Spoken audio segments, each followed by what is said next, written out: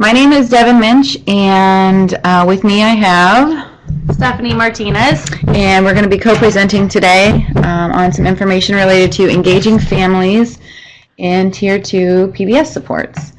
So you have your handout in the file pod in the bottom left-hand corner, and we have the chat box that you can use for responses and questions and comments as we go. So please engage with us today. Hopefully by the end of this session, you'll have a little bit of a review of what family engagement in Tier 2 is, some assumptions about that, and then we'll go over some strategies for engaging families in the critical features of Tier 2, and we're going to highlight some specific strategies around APTT, show you some videos, and then we will end with a review of how to use your community partners to support Tier 2 interventions such as mentoring. And that's just the summary there. All right, so I wanted to acknowledge some of the slides that we have in here. Some of the information comes from some of the folks at Arizona State and around the Positive Family Support Intervention and the Family Checkup Positive Family Support Intervention. Florida is currently working in collaboration with the Illinois Midwest PBIS project to provide some supports, and we're sharing lots of resources, and some of that is included in this presentation. So I just wanted to acknowledge and thank our national PBS partners for that information. Just to get started, we wanted to hear from you a little bit. What is your most frequently or most prominently used Tier 2 behavioral intervention in your school? So if you want to tell us what the intervention is and then share with us a little bit about how it's going. All right, Janelle, you are using check-in, check-out. That's a very, very common one. I see Nicole's typing. How are your interventions going in your school? Are they running smoothly? Are students experiencing success? Fidelity can be weak.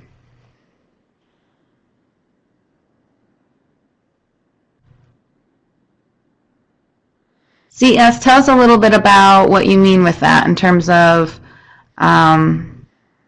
is it the staff, having consistent staff to check in, check out, or is it the actual process of checking in and checking out, that conversation?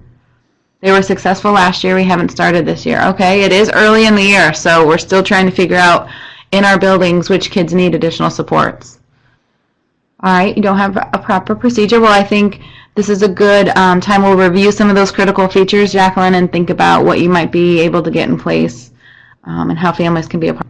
Using it as design, giving feedback. Okay. I think that's a common fidelity issue, is just using the card as a method of communication or the form without really engaging in that relationship building and having those problem solving conversations. You have the kids ready to go. It's determining what adult is doing this. Okay. How are you going to staff it? I also noticed that Chasko is doing some restorative justice circles with students. Oh, perfect. And then I noticed there's some difficulties that someone said about matching the function of the behavior with the Tier 2 interventions. Very common. So a lot of our, if it's escape, is check in, check out the best intervention for that, and thinking about other alternative kinds of interventions. That's a really good point. So staffing, it sounds like staffing is a challenge, and we are going to be ending this presentation with, how do you identify some community partners to support some of your school-based services, thinking about mentoring, and possibly how they might serve as a check-in, check-out person in your building. That's another opportunity. Oh, you can't read that text. That's great. All right, so we're going to use the chat box, and I know you can't read it, but it's in your handout. But the screen says if you could type into the chat box, just describe a positive family-educator interaction that you've had. So think about what made it positive. How did you feel about it? How do you think the family felt about that interaction? Just some kind of descriptors about what made it positive, what was said, what nonverbals were used by you or the parent. Great. I see some people are typing. I also saw someone typed in that they need more matched, or more interventions matched to function of behavior. And I know we will not be covering that today, but I know that there are 2 sessions about intervention planning coming up, one on October 12th and the other on November 9th. So that might help fit that need that you're looking for matching the function to intervention.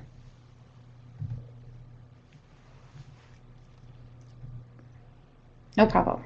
Family feeling heard. I think that's a huge one, right? Acknowledging whether it's a positive statement or a negative statement, letting them know that you've heard it. We've called home and asked the family what positive rewards they could offer at home. Okay, great. So that's a nice conversation, an easy conversation to have. How the families can support something at home and what they might be willing and able to do.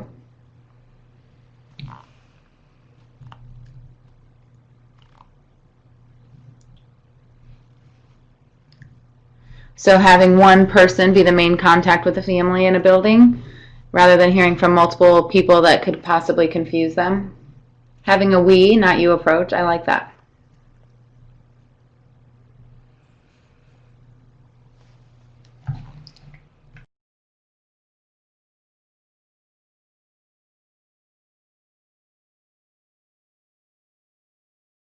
So I'm going to give it on a different aspect here.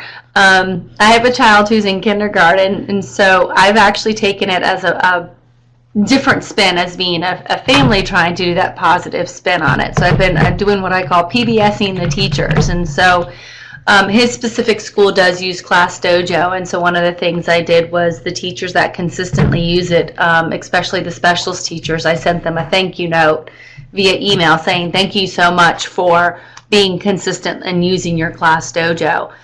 The other thing, and this is something I've always done, even before going into kindergarten, but doing it at his daycare and pre-K, is that occasionally I just send in little treats from Publix or Dunkin' Donuts or something and just say, thank you for your hard work, I appreciate you.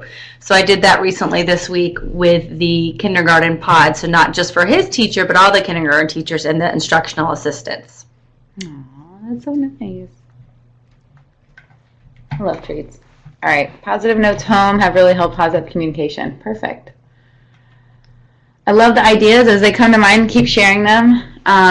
We're going to pose a little family engagement challenge for you this month. Thinking about this month as by the end of October. Make sure that families of every student have been contacted for something positive within the next month. And you want to think about prioritizing those students who are already receiving intensive supports, behavioral supports. So those kids that need it the most, think about how you can plan and prioritize those contacts first and see what kind of difference that might make in turning around some of those challenging behaviors. And then thinking about, again, using PBS to do PBS. So how can we identify and reinforce and encourage our teachers to follow through with this? So thinking about some kind of documentation system, and you can see when the contacts have been made, and maybe it's, the first teacher with the most contacts by the end of the month gets some kind of acknowledgement or reward themselves.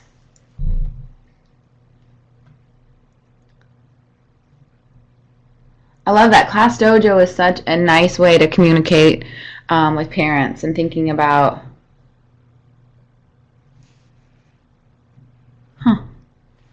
great.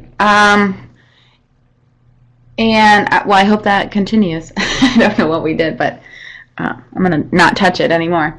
The Class Dojo, if for those of you who may not use it, Stephanie recently, her student or her child is, and they're using it with the students in their classroom, and it's nice because from a parent's perspective, I don't know if you want to talk about it. It's just nice from a parent's perspective because, at least for the specialist teachers, I don't have a lot of contact with them. And so it's a nice way to know how he's doing in specials from those teachers, and it's a nice way to be able to communicate. I don't have to go find the person's email address or anything like that. It's all in one spot. And it's something that I can do throughout the day. So I know he's got specials. I know what time it is. So I can log in right after specials is over, and then I can look in and see how he's doing in that area. So it's just kind of nice from a parent's perspective to be able to see that because I don't have any other contact specifically with the specials teachers. All right. So we're gonna follow up with this challenge in the next few Tier 2 series to see how it's going. All right, let's move along into what we mean when we say family engagement, and how that might be different than typical parent involvement. So moving away from the term parent to family to be inclusive of all kinds and types of adults who may serve in a supportive role for students. And that might be grandma, that might be aunt, but really engaging and supporting those relationships, even if it's not a typical parent role. The emphasis moving away from kind of traditional or typical parent roles, such as volunteer or donation or attending school-based events like conferences or some kind of event, but really thinking creatively and thinking broadly about how can we work together to support student learning, which might take many different forms and may happen in many different venues, and really being creative and responsive to the needs of our students and families and thinking about how that can look and how it can work effectively. We're really focused on student learning and student success as the primary outcome and emphasis of that work together. And then thinking, moving away from just delivering information to home, but really getting information from families to think about how we can use information about our families and about how students learn best, and more meaningful information about them, and use that in our instruction and curriculum on a day-to-day basis. So that really moving away from just school-to-home communication to that two-way, engaging, meaningful, responsive communication. So why it is important, and here are just some little soundbite blurbs about the impact of family engagement and the association it has with student outcomes when it is linked with student learning. So this, is a slide that you can use when you are talking with your staff about the importance of family engagement, as you're talking to them about why you're going to do the family engagement challenge this month. Some research blurbs for you in an easy to understand format. Here's another. These are actually hyperlinked in the handout, at least they should be. If not, I can send you the PowerPoint version. But these are hyperlinked and can take you to some infographics, which are nice one-page little handouts that summarize the importance of family engagement, and just real easy to digest summaries of what's effective and what can work, and just nice little reminders. So thinking about printing one of these off and putting them in mailboxes to really encourage family engagement, sharing this at a staff meeting, just getting the word out about it, and communicating those reminders. All right. We wanted to emphasize, when we post the link to this webinar, we'll be sure to fix that so that when the document that's posted along with the recording actually has the hyperlinks in there so that you can get access to that. Thank you for letting me know that. We want to encourage a comprehensive approach to family engagement. This is another linkable document, and we'll make sure you get the link to that, but it is on our website, and it just gives you and your school teams a way to kind of assess and see where you're at with family engagement and identify some areas that you might want to focus on to improve that comprehensive approach. For today's session, we're really just going to focus on that Tier 2 support. So how do you think about engaging families around Tier 2 behavioral interventions? And so for those of you that have completed the TFI in previous years as part of end-year evaluation, or maybe gone through the Tier 2 training, these are the elements in the Tiered Fidelity Inventory that measure the critical features of Tier 2 PBIS systems. So you can see here how, and this is posted on our website as well in the coaching corner if you want to get more detailed information about what the TFI is and how these are measured. We're going to go in again and think about, for those Tier 2 behavioral interventions that you're providing in your schools, how can parents and families be a part of that system? And you think about communication, you think about supporting implementation of interventions, about using information from families to make interventions more effective. And then you also think about, as student needs increase, how can we increase our supports to families? And maybe that might look like some behavior management training, or how they can use PBS in the home. Things like setting up bedtime routines, or nighttime routines, morning routines, things like that can be very helpful. All right, so one of the first critical feature is around the team composition, and it looks at who's on the team, what kinds of information are they bringing to that problem-solving process. So something to think about, and as we're going through here, if you are doing any of these practices currently, if you would please share with us what that looks like in your building. I think others would benefit from that. So one of the questions here around teaming is, do you have someone in your building who has a role and responsibility for engaging families in the school? And think about, that could be a Title I person, or a guidance, parent liaison contact.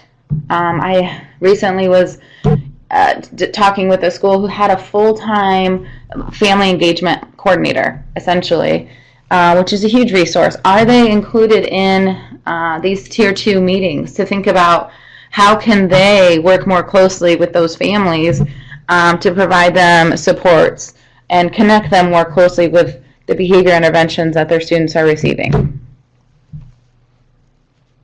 Excuse me. Thinking about operating procedures. So this is looking at how often the Tier 2 team meets. Do they have a kind of a plan in place for what they're going to do? So think about, do you get input from families regarding possible interventions, or interventions that they would like to see in the building based on what they know to be effective with their kids? So thinking about using technology, Skype, for example, if you're wanting to have some specific input from a group of parents, or thinking about using social media or online surveys just to get some more input from families and communities around the supports that are provided. I think that's one way also to bring in some of those community providers. You might find that you have a connection in the community with some healthcare, broadly speaking, providers, or child care providers who would want and be interested in coming in and supporting some of these interventions in your building. 2.3 is looking at screening. So how are you kind of getting some data around students to identify those kids who need some additional support? So the question here is, does your school use a family screener to get additional information from families around students who might need additional supports?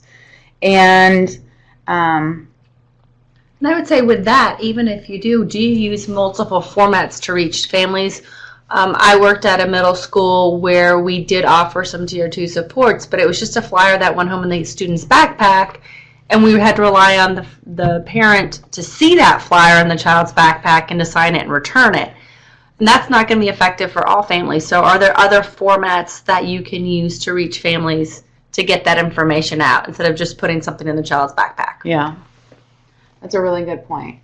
So having mailing social media. If you have one of those callback systems where you can reach text messages. So lots of different ways of doing that. And what's nice is if you can set it up in such a way where you can follow up with those families with a phone call who haven't responded or didn't get the information.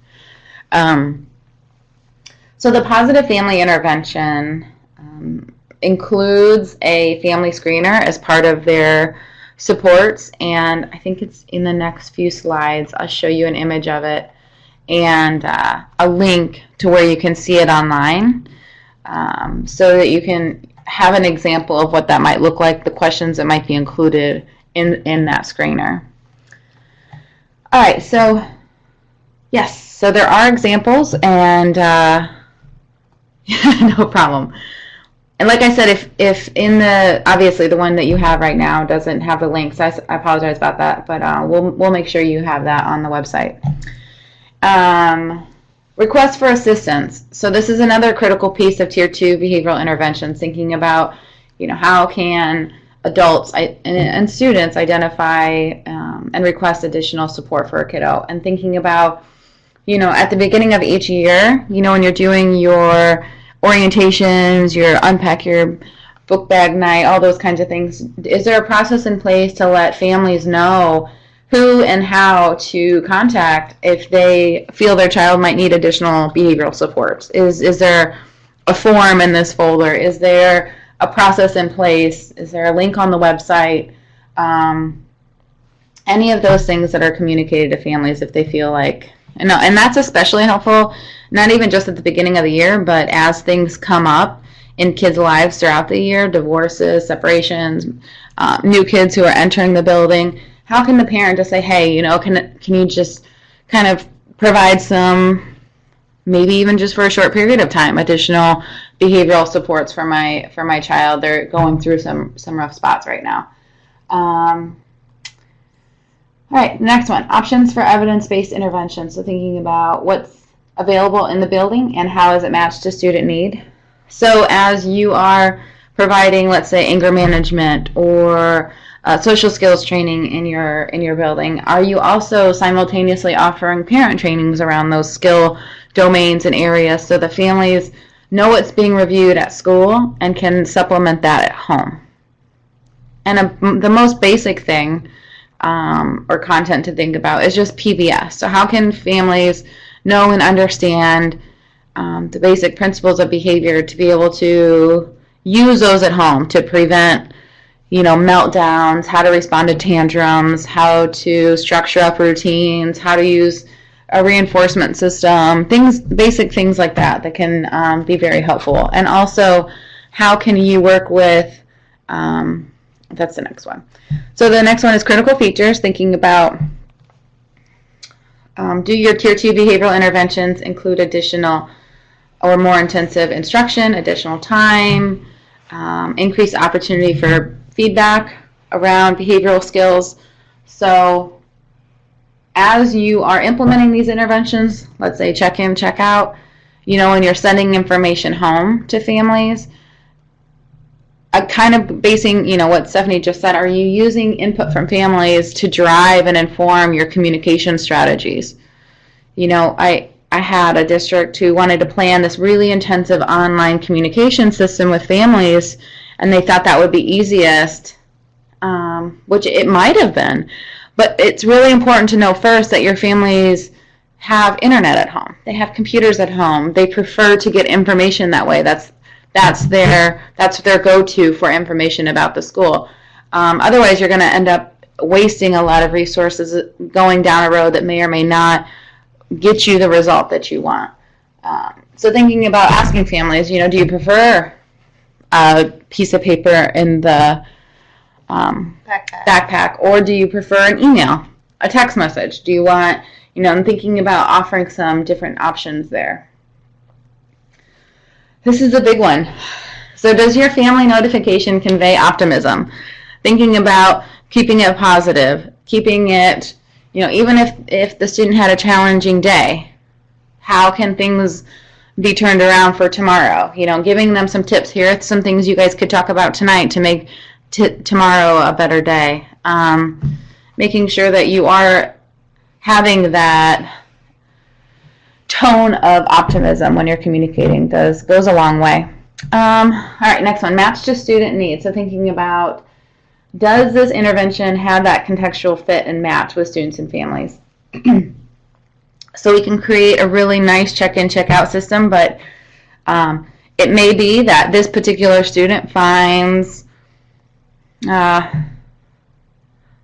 certain types of adult attention aversive, and that's just a quirky thing about this child, and maybe that's some information that the families have. So knowing that, getting that information from the families ahead of time can make your attempts at providing an effective intervention that much easier and that much better. And I'm also thinking too about sometimes the language that we use with our students and how we approach kids.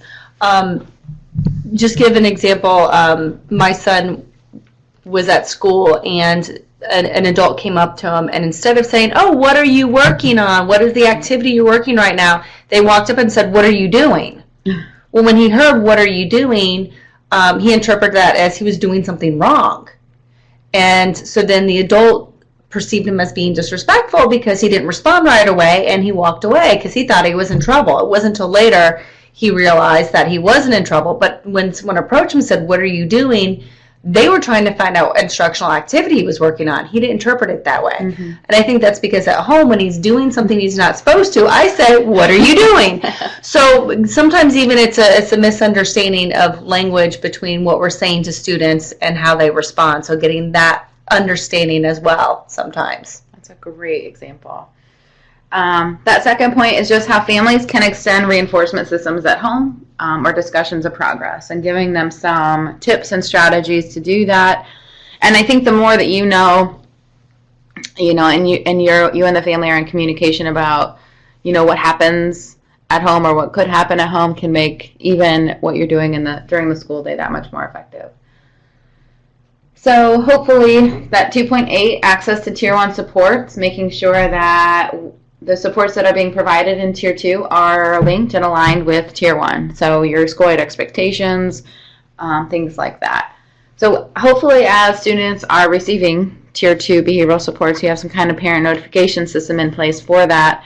So thinking about, as you're notifying them of the check-in, check-out intervention, are you also reminding them of the Tier 1 system that's been in place and reteaching that or reviewing that with families if that's appropriate? I also think, just going back, like I said, I have a son in kindergarten, I see his master schedule, and they have intervention time built into the day, but there's never been anything sent home explaining what intervention is, what goes on during that time, is there enrichment for kids who don't need intervention, what takes place during intervention time. I know what intervention is as an educator, but I'm sure a lot of parents don't know what they mean by intervention time. Excuse me. And if you, I'll add this link to the PowerPoint, but we have a little glossary that we've developed for families to go over, just like what you're saying, the term interventions, the term student progress. So I'll send you guys that link if you want to also post that on your website or use that as a handout as you're communicating with families. So PD, is there a process for ensuring that adults are receiving PD for the Tier 2 behavioral supports? Along the same lines, does your school provide parent information or parent training to support and link the school-based instruction with home and in the community? And also, even to extend that, is there professional development provided to educators on family engagement strategies? Is there a specific training on homeschool communication, kinds of how to make those interactions most effective and successful?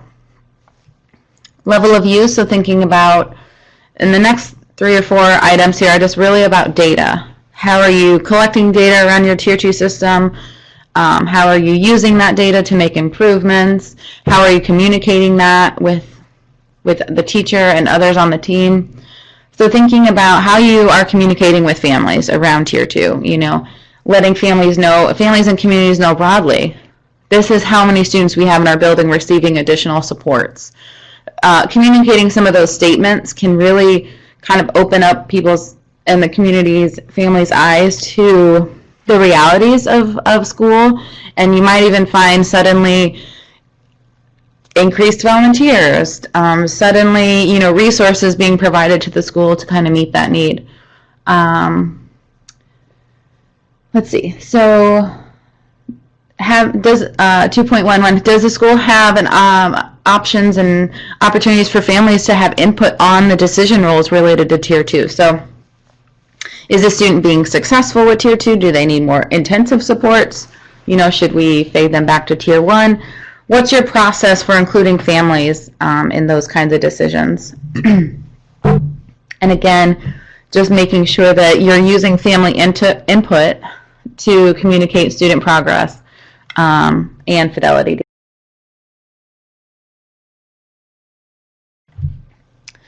And here's just kind of the summary. So your one-page little to-do list, thinking about what you can do for each feature of Tier 2. You might not want to do them all this year, but this is just something to take back to your school team and think about what you guys want to try or want to put in place to improve family engagement in Tier 2. So that was kind of the summary piece of it, the big picture review. These are, oh, this one is linked, so click on it, and it takes you to, oh, you can't see that, never mind. But this one is hyperlinked, so I'll make sure that that's like that in the PDF that we post. But this is the school readiness screener that's provided to parents. There's an electronic version that you can mimic or recreate, and this allows you some information from families to figure out what student needs, what their needs of their students might be. I couldn't find a great request for assistance example. This is really targeted at educators, but it's just here as a visual reminder to think about, you know, as you are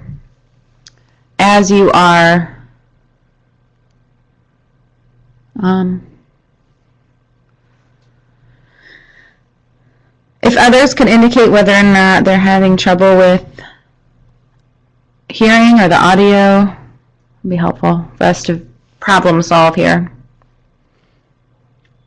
Okay. Okay.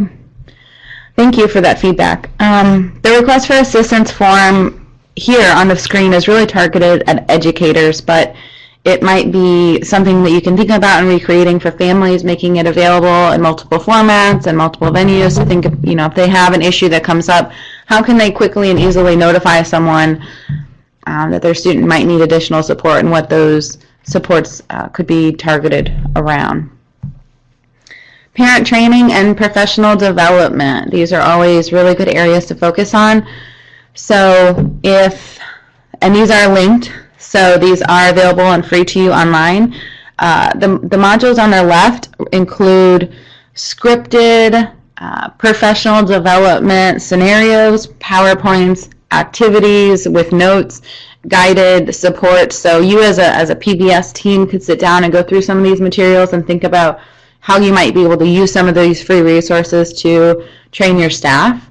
Same thing with the information on the right. This is targeted towards parents and thinking about how you can provide some parent training, whether that's as, you know, connected to your Title I workshops or your SAC PTA meetings or some kind of community-based events or following you know, a student performance, thinking about how you can summarize and communicate some of these basic PBS principles to families.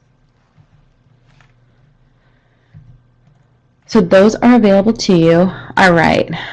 One of our most favorite family engagement interventions, which has a lot of evidence, is the academic parent teacher teams, APTT.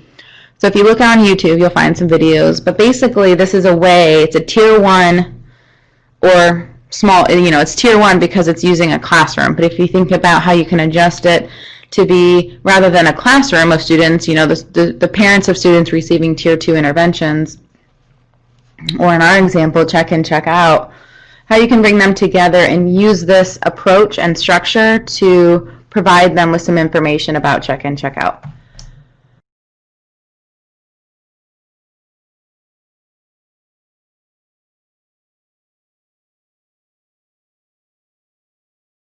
All right, sorry about that.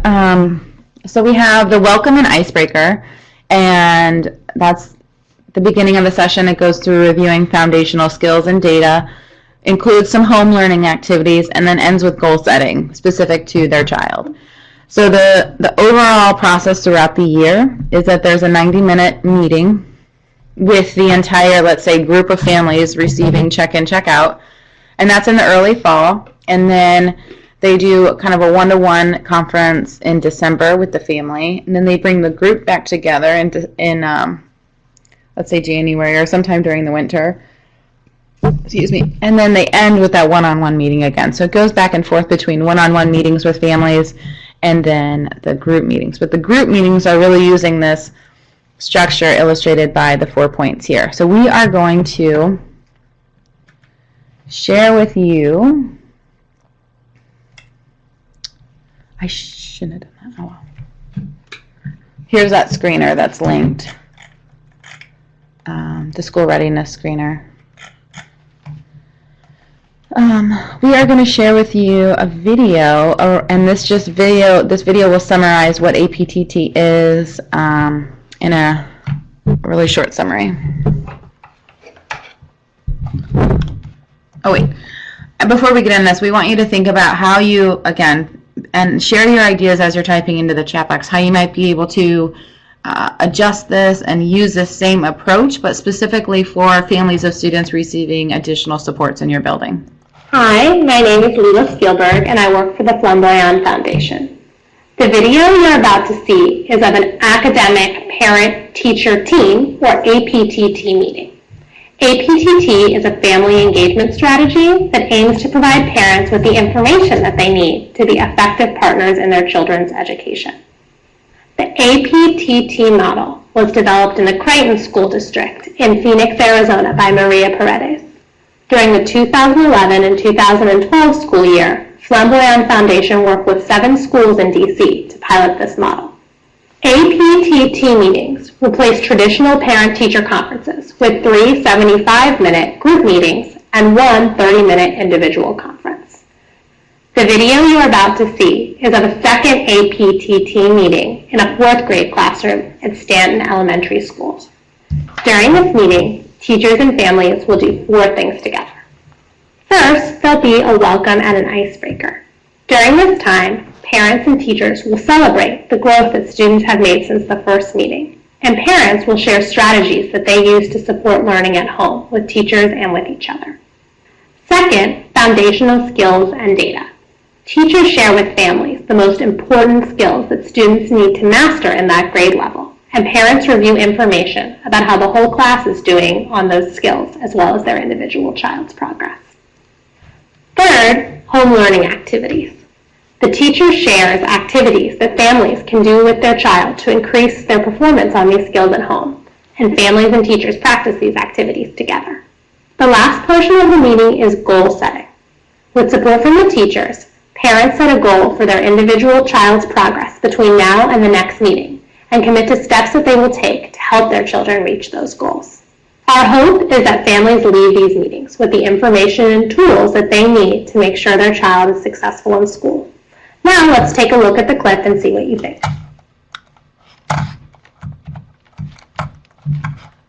There was a question about this being for academics, and originally it was developed for academics, but it can easily be translated for behavior too. And so we'll give some examples in a second. You'll actually get to see a video, a partial video of this being done at a middle school, and then we'll talk about how it can be translated into behavior.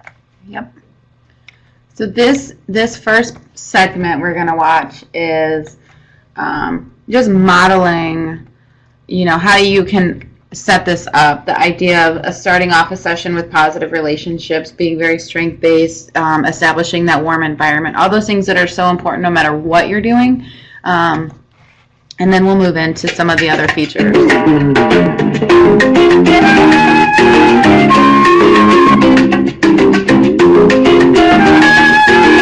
really happy and excited that you came tonight. I know that you guys are all busy, and I appreciate that you're showing that you are dedicated to the education of your student, that you would take out time from Wednesday night to come to the meeting. El maestro está muy emocionado que ustedes están aquí y le da mucho gusto de que ustedes se tomen el tiempo de enterarse de cómo están sus estudiantes en la escuela, cómo están saliendo y que yo aprecie eso, ¿no? All right, so there's another segment we wanted to show. Let's see, skipping ahead. And here in this next segment, it's really going to model, easy, family-friendly ways of communicating data with families, and think about how you can use the same approach to communicate check-in, check-out progress data, or whatever rating scale that you're using for your Tier 2 intervention. But really, it models that family-friendly approach to talking about data, and it really emphasizes the importance of encouraging and reinforcing families in ways that are directly connected to the skills that are focused on. So thinking about, in this example, I think it's math, I'm not sure, reading, but you think about, how that might be changed to reflect behavior. And I was say the one thing that's really nice about this too is because we are talking about Terry too, you'll notice he's showing group data. Mhm. So it's not one-on-one at first. Each parent gets to see their own individual child's data, but then he shows them the group data. Since we're talking about tier 2, it's a nice way just to look at group data. So the way, this is I think a detail that's been left off, is the teacher will present the group data, but in each family's folder, they'll have their individual student data to see how, and that's been a big feature of this, and what families really like is that they see where their student is in comparison to everyone else in the group, and that gives them a nice perspective as well. The many times we invited parents to come in and learn about how your student was doing was at conferences time, which was I think 2 times a year. That's how we were used to be doing it. But then we had a lot of parents saying, hey, I want more. I want to talk to the teacher more. What activities can we do at home to help my student become a better student? And so we created this program so that we could sort of meet the needs of the parents that wanted more, to do more for their student. But also we realized that, if I'm the only one working with them at school, they're going to increase a little bit. But if we can get the parents, if we can teach you guys how to help them at home, how to be their teachers at home, then they're going to progress even more. And that's why these meetings are so important, and I'm so happy that you guys are here, because together we are going to make sure that your kids become better readers, writers, become better English speakers as well. So in the last quarter that we had, we introduced an activity to help your students become better English speakers. And remember, in this activity, every night, you guys had to ask your student a question, and then they would have to answer it using complete sentences and using many details. And then after, you had to grade them from 1 to 10, 10 being the best, on how well they did in their response. If you guys can look at this sheet, there's one circle that says December 7th, and that's the score they received when I did this activity with them way back in December, before we started this activity. Then after I worked with them in class on this, after you guys worked with them at home on this, then there's another circle on there which says February 7th.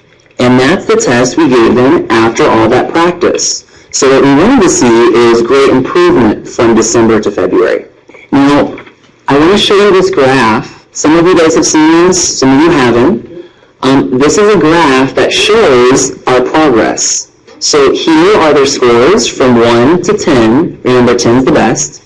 And then these are the number of students who received each grade.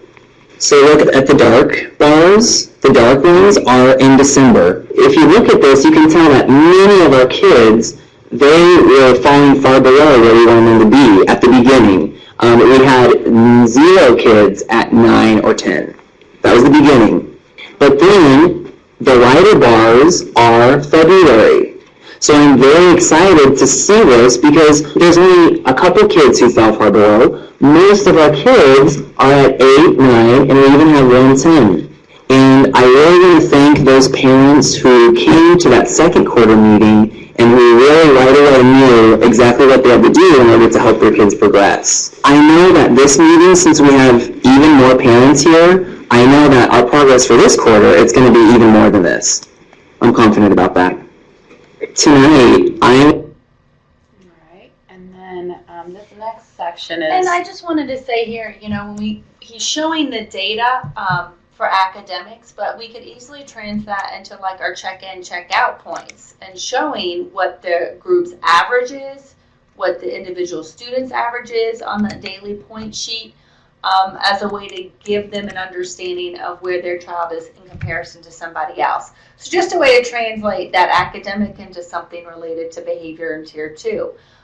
Just another example, if anybody was using skill streaming, for example, and you were working on one of the skills and you were rating the students on their mastery of that skill, or how many steps they knew out of the 5 steps of the skill. You could say, you know, some of our students are mastering 3 out of the 5 steps. We've got some more 4 or 5, and just letting them know for that specific skill, or how many skills they've mastered out of the 20 that you're working on, so that they have an idea of the different behavioral data for their students.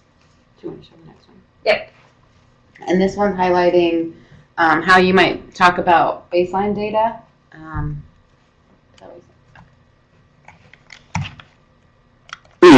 The pretest that I gave the kids earlier today. So I had the students, they had to read this story, and then on this paper, they had to answer those questions. What is the setting? What is the climax? What is the problem and solution? So this is the pretest that I gave them to see how well are they doing at that already. So you guys all have this. You have a copy of your student's pretest, and here's how I wrote the grade. There are 5 questions.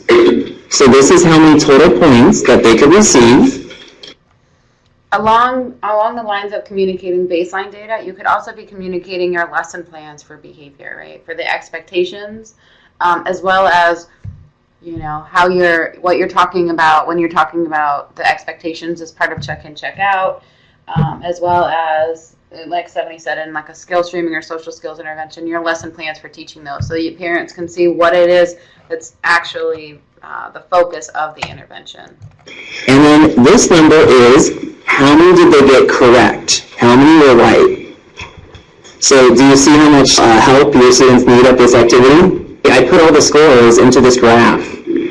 Again, here are the possible numbers of scores they could get, 0 to 5, and here are the number of students that got each score.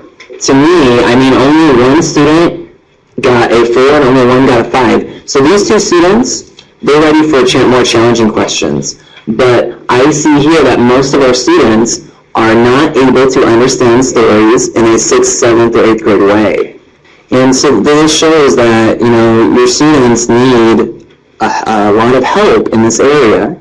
And of course I'm going to help them at school, but we are a team now. And if we both work together, then by the time you guys come back for our last meeting, we should have almost every student at a 5. And so that's why it's so important that you guys are here and that you're ready to help them out increase the score. Right now, you guys are going to write a goal.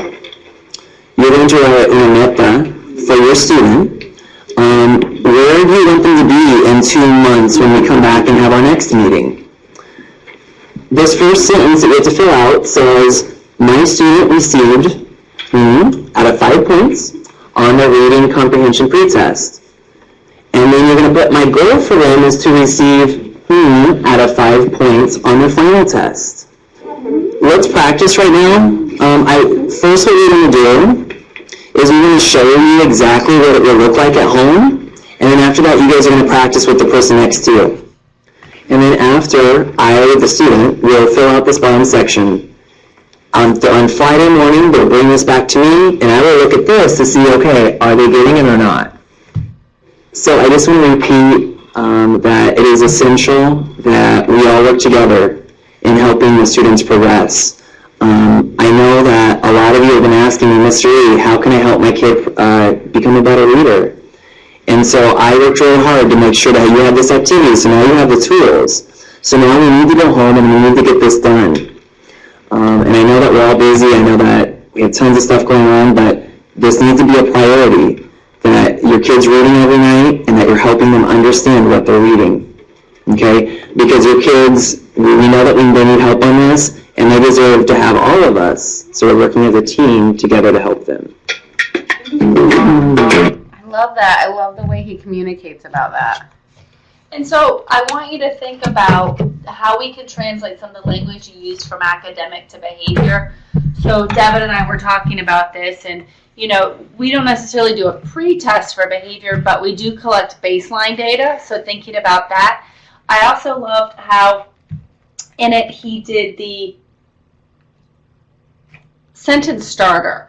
So if you're doing something like a daily point sheet for check-in, check-out, what percentage of points is the student starting at? Where would you like to see them at the end of the 9 weeks? So using that baseline data to help develop that goal.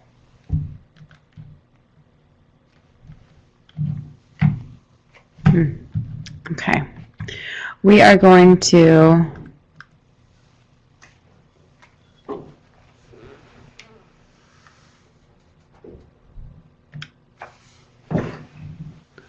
keep moving. All right, so those will be, again, those links will be provided to you so you can go back and take a look at that. And hopefully as a team, think about how you might use some of those features and structures of communicating about data and about interventions with families when you get back to your school. So we are running out of time, but quickly just wanted to show you some information about the Positive Family Support. It is a tiered, family-focused way of supporting families in your schools that are implementing PBS, and essentially it starts with that parent screener and along with teacher nomination and information about student behavior to think about how we can connect families and the school system a little bit more closely for those students who are receiving additional interventions. This is a linked document as well, and it's just a support to think about how can families provide and extend the incentive and reinforcement strategies that we're implementing in the school. How can they go ahead and do that at home and connect those environments a little bit more closely. And just really, really quickly, I'm going to go through these slides just about community partners real quick. Really, what does it look like when we ask for community involvement at Tier 2? And so there's a couple different types of community agencies. Sometimes you may have contracts with agencies to come in and provide Tier 2 supports. Sometimes it could be volunteer mentors. And in other instances, it may be a nonprofit mental health agency or social services agency that comes in and provides those supports. No matter which of the three that you're using, there's a couple of things that can be done. First, we just have a list of questions to consider when selecting which agencies or community supports to use and how you use them and what's the focus or purpose. So you probably want to sit down and answer these questions first before contacting some of those community partners to decide really what it is you want and you need, because then it will help you decide which partners to work with and what supports they can provide for you. One of the big ones that we hear a lot about is using community partners for mentoring. And mentoring is a great thing, but we wanted to think about some considerations first. It's not just finding an adult to work with the kids, but there are some different systems, things you have to have in place in order to have a good mentoring program. It's just not putting a student with an adult and thinking it's going to work. So this is just from mentoring.org. This is their 6-step process: recruitment, screening, training, matching and initiating, monitoring and support, and then closure. They've got some great modules and tools that goes through each different one of these steps that I highly recommend that you look at if you're thinking about using community partners as mentors. So I know we went through those last couple slides real quickly. I also know that we were running out of time. This right here is our chat sessions for the rest of the school year. So whether it's Tier 2 you're looking for or some other types of tiered supports for PBIS and behavior, there's some different chats there. As always, we will have this posted within a couple weeks with all the different resources that are available. I wanted to make sure that we have a couple minutes left for answering questions. I do know, Jacqueline, that at the very beginning you did ask a question about who develops the Tier 2 team, and so I wanted to wait till the very end. And that really should be the team should make up of individuals who be doing the Tier 2 intervention, so that may vary from school to school. You definitely need an administrator who will be on that team to support the Tier 2 interventions.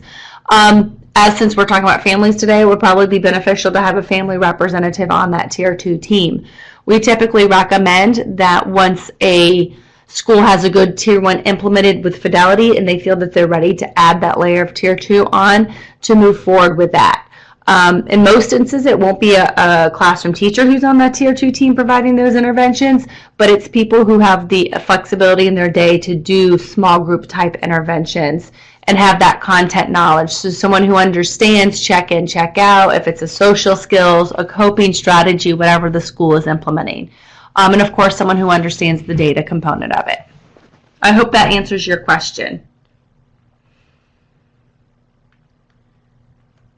Okay, we've got 2 more minutes. If anybody has any questions they want to ask or anything, strategies or resources that they've done to get parents involved in families and communities with their Tier 2.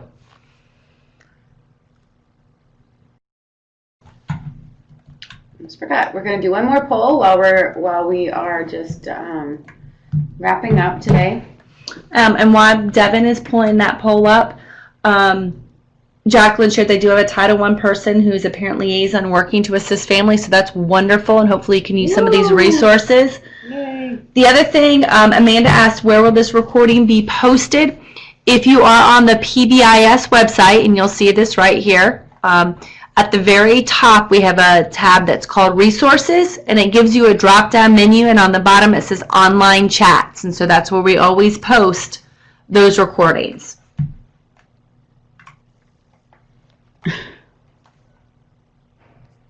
All right.